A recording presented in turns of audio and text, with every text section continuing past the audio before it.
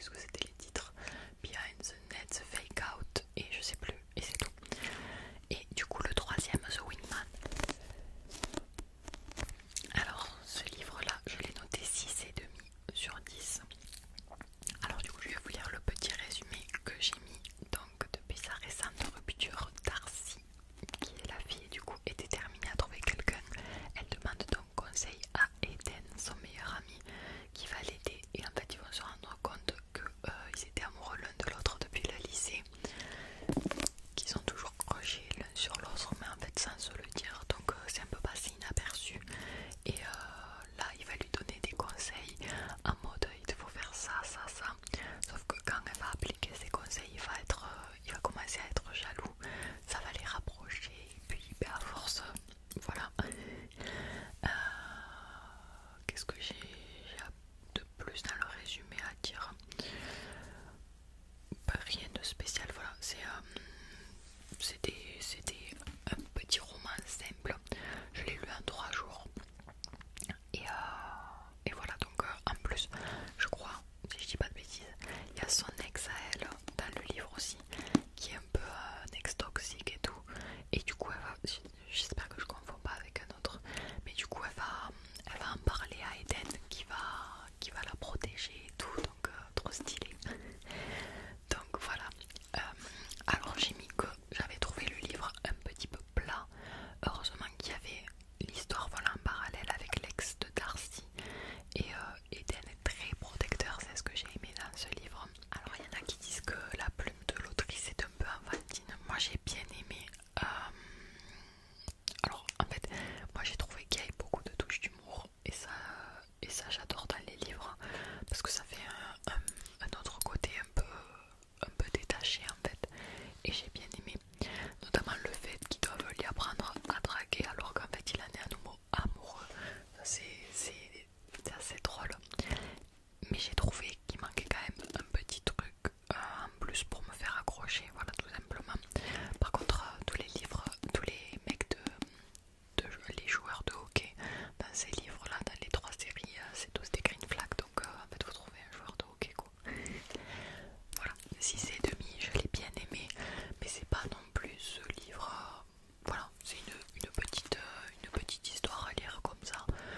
Après, si je pense que je le relirai pas de moi-même, mais j'ai quand même bien aimé. Donc voilà, c'est oui. Entre nous le chaos de Anna Scott. Alors, est-ce qu'il est pas trop beau quand même sur la couverture? Alors, je ne jugerai pas les pages.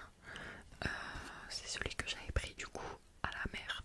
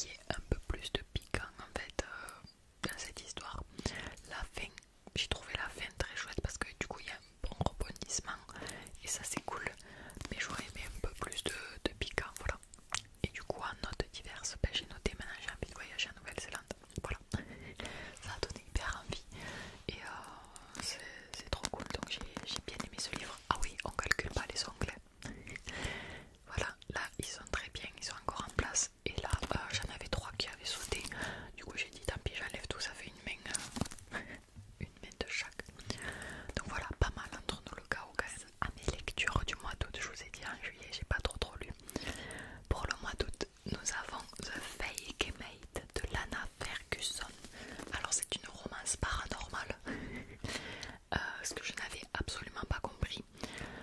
Je l'ai lu en 7 jours, j'ai bien aimé, mais pas non plus, enfin j'ai mis 8 sur 10 parce que j'ai bien aimé l'histoire, ça change, je vais vous raconter pourquoi. Mais bref, alors du coup il y a 410 pages et en fait ce que je ne savais pas c'est que c'était une histoire de loup-garou. Alors je vous explique, en fait quand on lit le résumé ils disent Mackenzie métamorphe Oméga. En fait les Oméga c'est les loups. Ben, il y a certaines personnes qui se transforment, etc. Et c'est certaines espèces, on va dire, de loup-garou. Mais en parallèle de loup-garou, du coup, elle est urgentiste. Et sa grand-mère, elle insiste pour pouvoir la caser en fait avec un mec.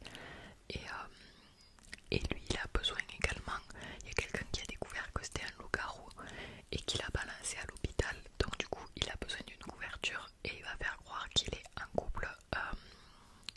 Elle va lui demander, elle va lui dire pour ma grand-mère, faudrait que tu fasses croire qu'on est en couple, etc.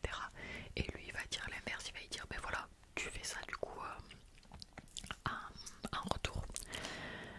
Donc tous les deux en fait vont avoir besoin d'être en couple au final, de faire croire qu'ils sont en couple, mais leur instinct de loup-garou va faire qu'ils vont changer de truc. Alors en fait on s'y attend pas forcément que c'est des loups-garous, enfin, c'est montré, genre là vous voyez il y a des traces de loup-garou et tout, là aussi on le voit, mais c'est indiqué nulle part en fait, puisqu'ils disent on raconte nanana et prétend quelqu'un n'aura toujours caché sa nature controversée d'alpha sans âme sœur. Sauf que voilà, comme vous n'avez pas l'habitude de lire, je sais pas si c'est ça dans tous les livres de loup-garou, mais comme vous n'avez pas l'habitude, c'est pas spécifié. Ils disent du coup que très vite cependant leur instinct de loup donne une autre tournure à cet arrangement. Mais bon, moi quand j'ai lu le résumé, cet instinct de loup, je me suis dit voilà, c'est une façon de parler, mais j'ai pas calculé. Et en fait au final du coup, si vous le lisez, sachez que ça parle de loup-garou, parce qu'au début je comprenais pas. Ils parlaient de produits qu'ils prenaient en fait pour cacher, enfin ils s'expliquent pas exactement que c'est pour cacher les poils, pour cacher les trucs, ils disent les inhibiteurs et tout, mais moi j'étais là mais qu'est-ce que c'est? Donc un peu compliqué au début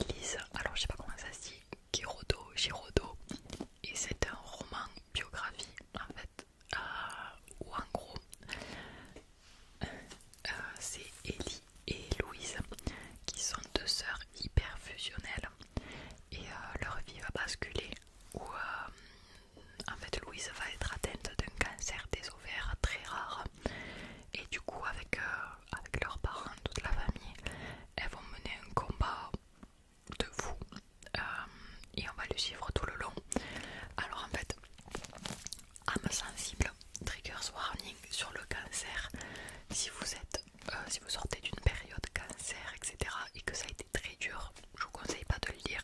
Peut-être pas maintenant, d'attendre un peu.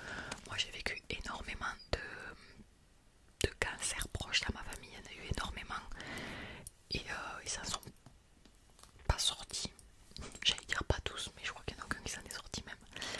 Et du coup, je l'ai trouvé extrêmement dur à lire. Enfin, en fait, il est très bien écrit. Il y a beaucoup d'humour malgré tout ce qui se passe. On retrouve parfaitement les grandes lignes en fait du combat que tu dois mener dans la vie du quotidien. Et il n'y a pas de tabou dans ce livre, c'est-à-dire que vraiment on passe par tous les détails. Et c'est une histoire vraie. C'est Ellie, du coup, l'autrice Elise, qui raconte le combat que sa sœur a mené pour de vrai. Et en fait, sa sœur était dans les Miss proche de Bordeaux, je sais plus exactement. Je sais pas si c'était pas Miss Aquitaine. Et du jour au lendemain, sa vie a basculé, la vie de ses proches a basculé. Et elle raconte absolument tous les trucs, mais sous forme de romance. Donc c'est vraiment hyper beau comme livre. C'est écrit sur la couverture, un roman poignant à mettre entre toutes les mains. Franchement, je vous conseille de le